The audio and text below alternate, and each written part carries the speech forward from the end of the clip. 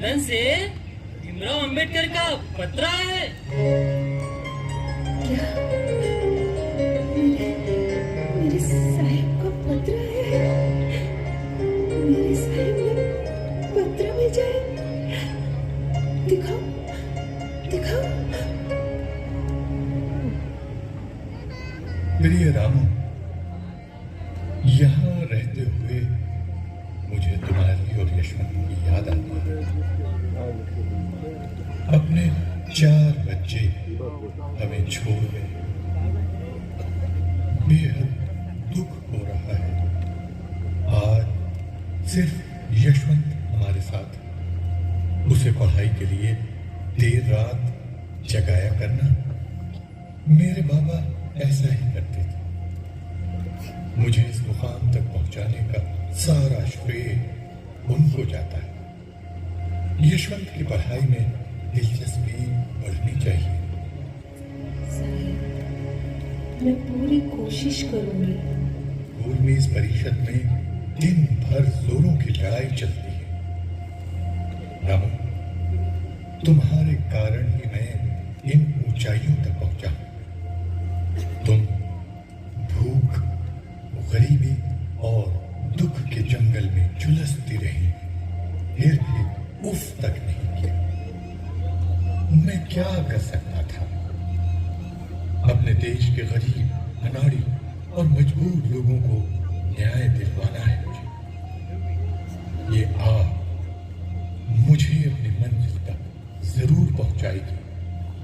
तुम्हारा साथ न होता तो मेरा जीवन लक्ष्यहीन हो जाता।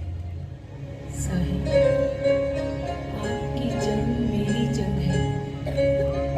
लंदन से जब वापस घर आओ तो जंग जीत कर ही आओ।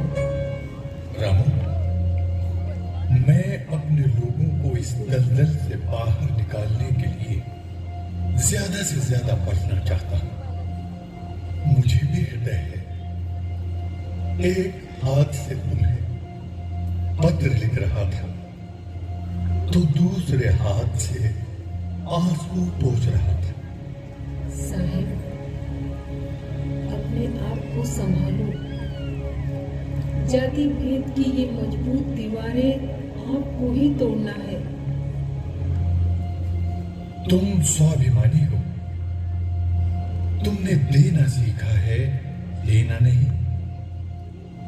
मैंने तुम्हें गरीबी, भूख, कष्ट सिवाय इसके दिया ही क्या है? साहिब, मुझे तो ये जन्म से ही विरासत में मिली है। रामू, मुझे सब कुछ याद है, सब कुछ। मेरी खुशी के लिए तुमने कितना बड़ा त्याग किया है, सब कुछ जानता हूं मैं। गरीबी के आगे तुम नहीं हारे, परंतु गरीबी तुम्हारे आगे हारी है। रामू, मेरे ध्येय के आगे दिन रात भी कम पड़ते हैं। मुंबई शीघ्र आ रहा हूं, अपना ख्याल रखना। डॉक्टर भीमराव लंदन से मुंबई आ गए हैं। डॉक्टर अंबेडकर के गोलमेज परिषद में दिए गए भाषण से प्रभावित होकर गांधी जी अंबेडकर से मुलाकात करने का संदेश भिजवाते हैं। संदेश पाकर अंबेडकर गांधी जी से मिलने मणि भवन आते हैं, अतः गांधी जी से बातचीत करते हैं।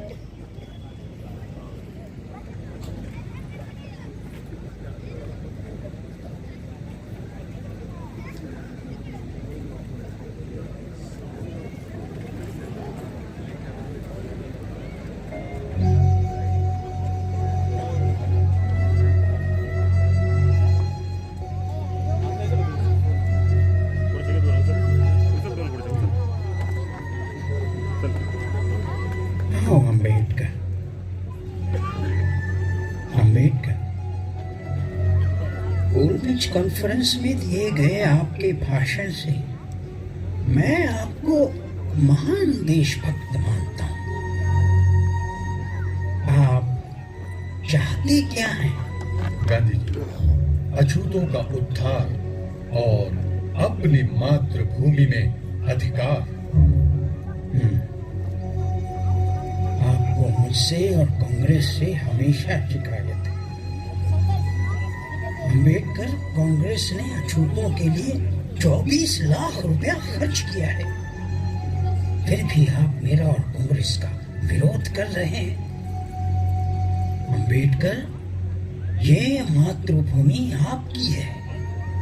मैं साफ कहता हूं, आप 24 लाख खर्च करने की बात कर रहे हैं, परंतु वो सारा पैसा उड़ाया गया है।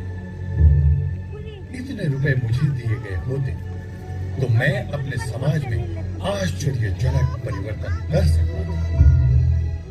मैं समझता हूं कि आपका हृदय परिवर्तन नहीं हुआ। गांधी जी हमारे लिए मातृभूमि नहीं है। आपके लिए मातृभूमि है। आप कहते हैं हमारे लिए मातृभूमि है, मैं नहीं मानता। जिस धर्म तथा देश में हमें जानवरों से भी नीच माना जाता है, मंदिरों में घुस नहीं सकते, कुएं और तालाब का पानी नहीं पी सकते, उसे किसी अछूत ने छुआ तो वो गंदा हो जाता है, उसी पानी को अपवित्र समझकर गाय का मूत्र और गोबर मिलाकर पवित्र किया जाता है, उस देश को मैं अपना देश कैसे कहूं?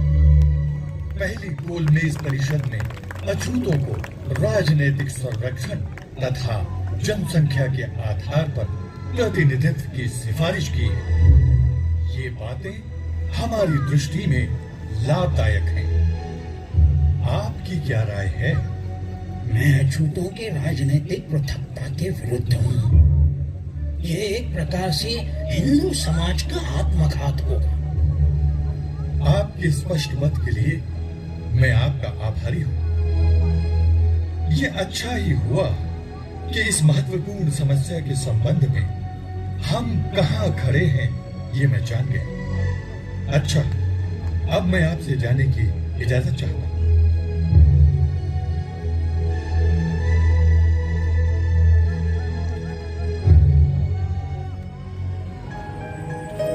ब्रिटिश सरकार ने सांप्रदायिक निर्णय की घोषणा की। यह अंबेडकर की बड़ी जीत थी, अछूत समाज की जीत थी। अछूतों को 2 मतों का अधिकार तथा पृथक प्रतिनिधित्व दिए जाने के विरुद्ध गांधी जी ने पुणे के येरवड़ा जेल में आमरण अनशन शुरू कर दिया। डॉक्टर अंबेडकर अपने जाति समाज के हितों के विरुद्ध नहीं थे। कई मुश्किलों का सामना करके उन्होंने कड़ा संघर्ष किया। वे अपने जिद पर अड़े रहे।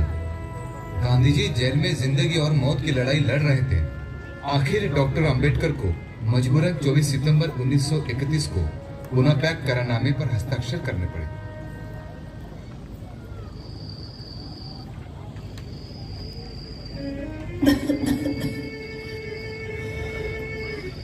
साहिब, एक बार पंढरपुर जाकर पांडुरंग के दर्शन करने का बड़ा मन कर रहा है।